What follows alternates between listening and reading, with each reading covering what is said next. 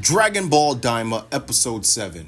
This episode made an edit to the intro music displaying a bunch of characters from the third demon realm, kind of signifying it's probably going to be their last time seeing those guys in this series.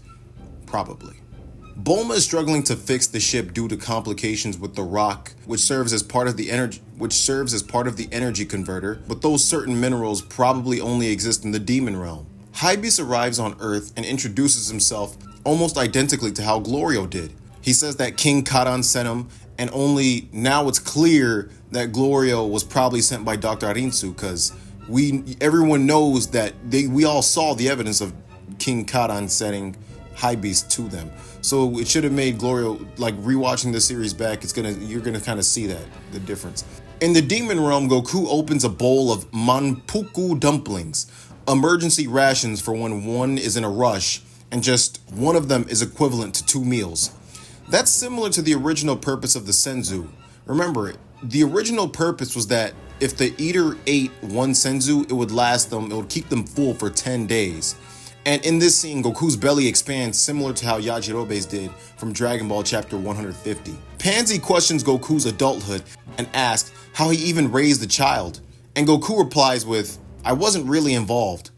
This has got to be due to fan influence, because aside from Goku being dead and living with Oob, which happens after this series, he is with his family a lot. He just trains his sons and chooses to escape to go fight and or die. So that was probably one for the fans, but it was a weird one. Kibito chose not to leave with Piccolo, Vegeta, and Bulma so he could look after the temple. I guess Popo needed company. He didn't seem to need it when everyone else went to Planet Namek and Kami died, though. Hybeast's little compass resembles the Dragon Radar. His compass screen is really interesting as well, and the top lettering consists of distorted Arabic numerals. Pansy shows off her impressive vision by spotting a Kempe ship before Goku and the others could see it. But the Kempe find them anyway, and Pansy reveals it's because they scanned her collar while Goku was taking a dump. Also, the heroes agreeing to follow the Kempe demands is reminiscent of GT Episode 5, when the crew on that show turned themselves in to Donkia willingly. The Kempe approached them in a similar fashion to the rabbit mob from Dragon Ball as well. So this episode makes it clear that Goku can teleport when he uses that ability to keep the Kempe from finding him. So he did use that versus Glorio in the last episode, which was similar to what he did versus Cell. I am almost 100% sure on this. I initially thought that he got thrown in with the luggage though, so that was a great way to establish that he can use this technique. During the fight with the Kempe, Kaioshin uses a technique where he uses ki to blast them away, and it's only the air, like you don't see any actual blast, it's just air, like a ki. He used this against Majin Buu, so that's good continuity right there. He also had his hand in the very same position that Goku had his hand in when he threatened to kill Kaioshin if he interrupted the fight with Majin Vegeta. When Goku blasted them, you could clearly hear the sound effects from OG Dragon Ball when he fired the blast. Pansy uses a tool from her luggage to disable the unconscious Kempe communicators like Muri did to Frieza and his men on Namek. Meanwhile, Goku picks at the officer with the stick, just like how Arale would do with poop. Just then, Kaioshin says that the rest of them became wanted, just like Pan and Trunks also became wanted in GT. It was only a matter of time, and this is almost similar to Dragon Ball, like I mentioned earlier.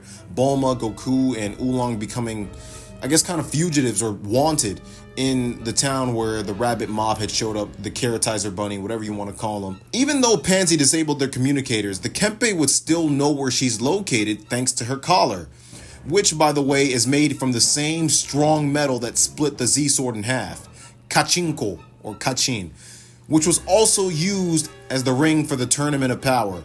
Also, this metal is a pun on the sound that metal makes. Kaching! Kaioshin further explains that this metal can only be obtained in the Kaishin planet where Gleans inhabit, which means that the person who made and distributed the collars was most likely Dr. Arinsu, and this had to have been back when Dabur was Supreme King of the Demon Realm. Pansy said demons of the third demon realm are acquired by the government to have their collars, or else they'll kill you.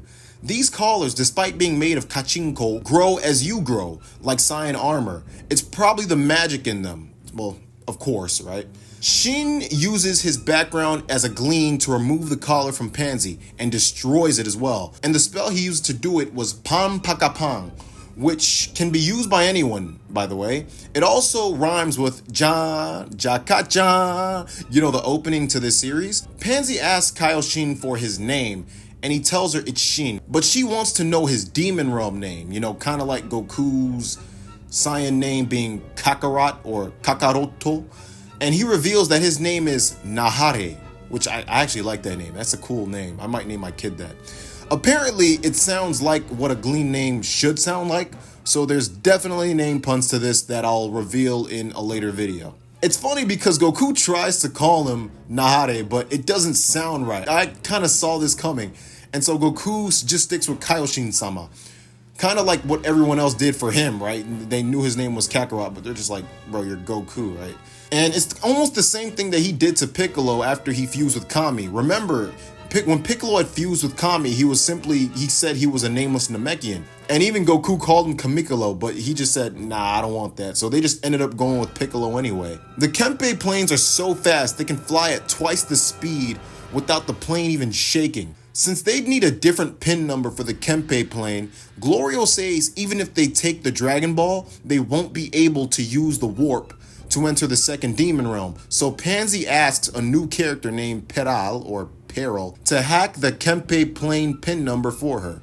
The specific plane is numbered 51, and the pin number to that plane is 1022.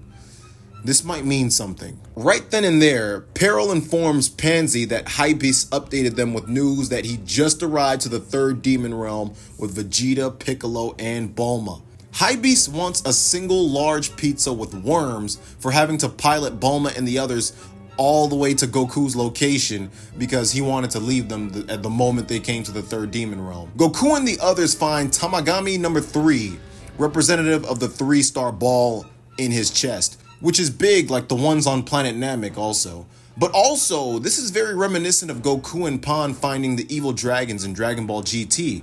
They even look similar to the 1-star dragon, otherwise known as Yi Xinglong, or in the dub, Omega Shenron, which doesn't make sense. They're even white with spikes just like the 1-star dragon. And you know what's funny? They're probably gonna end up fusing or joining all their bodies together after Goku had defeated like 2 of them, so that they could become like a super powerful Tamagami that Goku needs to stop. They might follow each other into the second demon realm and then subsequently into the first demon realm to do this, right? Kind of like the 1-star dragon did in Dragon Ball GT. Goku decides to eat before his fight, which means those dumplings he had earlier wore off. He already had 2 meals. Eating right before fighting isn't something brand new to Goku either. Just look at the screen.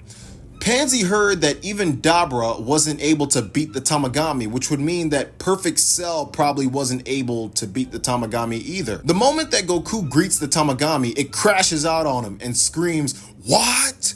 Very similar to the screaming that Majin Buu did after reverting to the childlike form that y'all know as Kid Buu. I don't like calling it Kid Buu or saying like Super Buu, stuff like that. I just call it Majin Buu. Or Majin Buu. This episode ends in a similar fashion to Dragon Ball episodes from the 80s and 90s with that little cool effect at the end. It was very reminiscent to Goku's fights with Frieza, like episodes 87 through 95 when he transformed, maybe even the episode before after that. I just had to point that out. Even the episode 8 preview was slightly extended to 15 seconds, so episode 8 might be maybe longer than the average episode, or it might just be like a breakthrough episode where it's like something's gonna happen in episode 8. So yeah, those are the Easter eggs for Dragon Ball DAIMA episode 7. See y'all in the review.